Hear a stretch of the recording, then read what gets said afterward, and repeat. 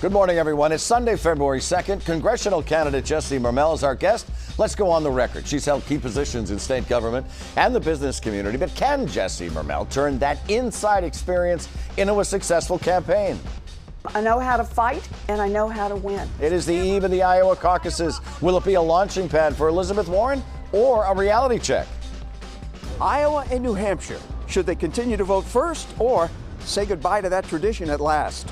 From WCVB Channel 5, the inside word from Washington to Beacon Hill. Today's newsmakers are going on the record. Good morning, everyone, and welcome to OTR on this Super Bowl Sunday. Is it Super Bowl Sunday if the Patriots aren't involved? Which means the Iowa caucuses There we go.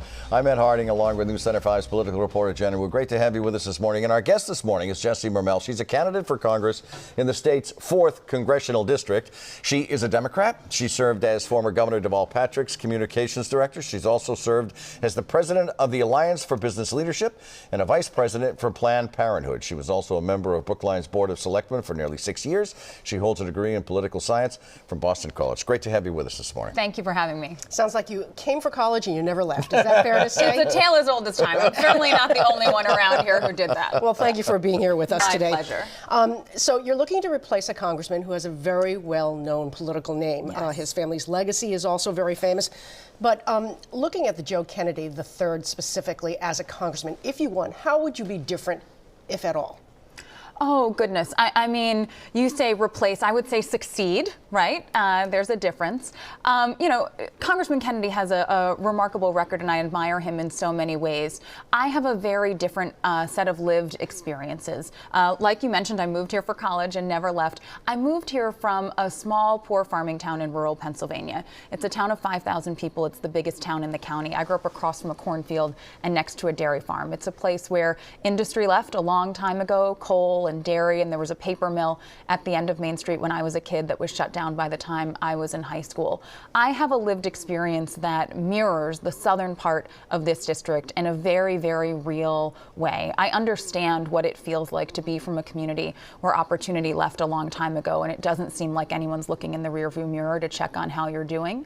And I think while our positions are very different, Congressman Kennedy and I come from different backgrounds, and I think that will just bring a different approach for me to serving this district. But aren't you very much aligned with him on a lot of issues? I mean, you're absolutely. sort of on the same side of the progressive agenda.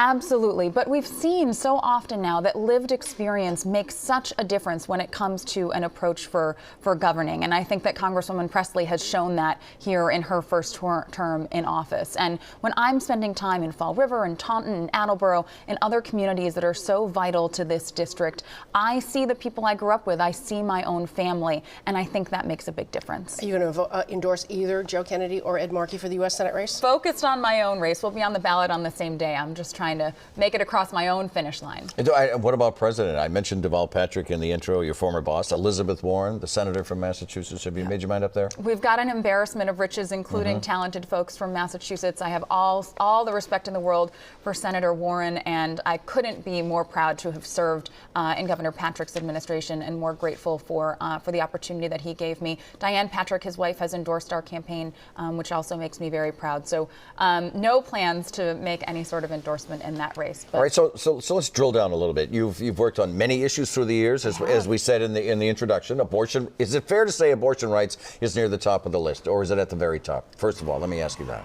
So I served as vice president for external affairs at Planned Parenthood here in Massachusetts during the heart of the ACA debate, and it was a moment in time where we were fighting to make sure that reproductive health care was included as covered preventive care in the ACA.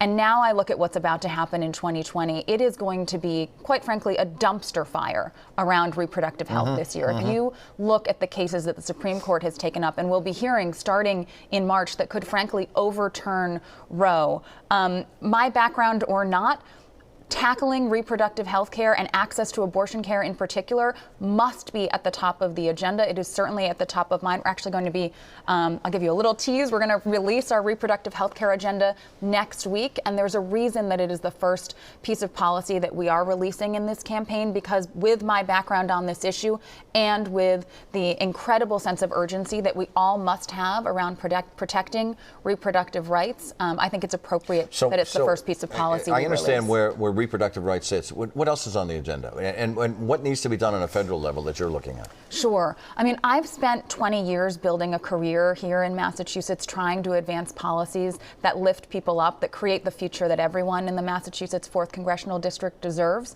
Reproductive health is part of that. Paid family and medical leave, particularly for working families. If you're an hourly wage worker and you go through the ups in life of starting a family or the downs of getting sick yourself or a loved one needing care, you need to be able to take time off to manage that. I was on the 8-person team that negotiated the strongest paid family medical leave law in the country right here in Massachusetts. I want to take that experience and take it to Washington. Transportation, climate change, those two things very much connected, particularly in this district. Transportation is such a huge issue. Whether you're in Newton and worried about a commuter rail that isn't reliable and a pike that's congested, or you're waiting for South Coast Rail Green New Deal is to also really another happen. thing too. Green New Deal is a huge opportunity, again, in the southern part of this district, not just to create jobs, but to create careers that lift up families and help us save our planet. If you have to come up if you got elected and there was a vote, would you vote for Medicare for all? I would.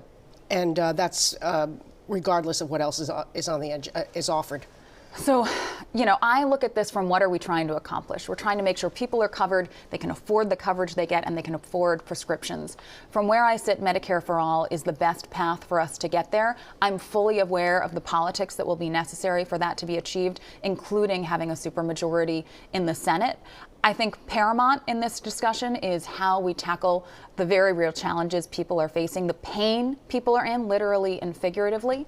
I think Medicare for all is the best way to get there. If I show up in Washington in January of 2021 and the political environment doesn't allow us to get there, at least right away, then I think we need to take steps, very large and progressive steps, to address people's real pain points in the short term. So let's talk about the elephant in the room, impeachment. But I want to go back to when the House was dealing with this, when they were interviewing witnesses.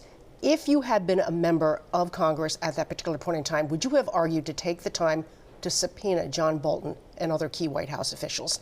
Did they make a mistake by leaping over that and just sending it to the Senate? No, I think that they built a very, very comprehensive case. And I think you saw that in what we have already seen in the Senate process, right, of the House case managers making the case to the Senate. I think they made a comprehensive case. The news that we saw about John Bolton and his book came out after all of this was over. There's no way it could have been anticipated that he would preview this in his book.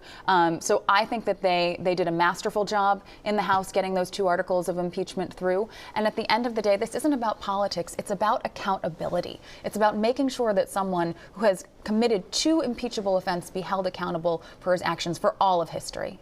You ready for the OTR Pop Quiz? We Oh, do my this goodness. little thing here called the OTR. And this is your maiden voyage here on OTR. Can one ever be ready for such a thing? Such a thing. She It would is such a rather thing. vote on impeachment Yeah, than right. take the pop quiz. Handle the impeachment question, right.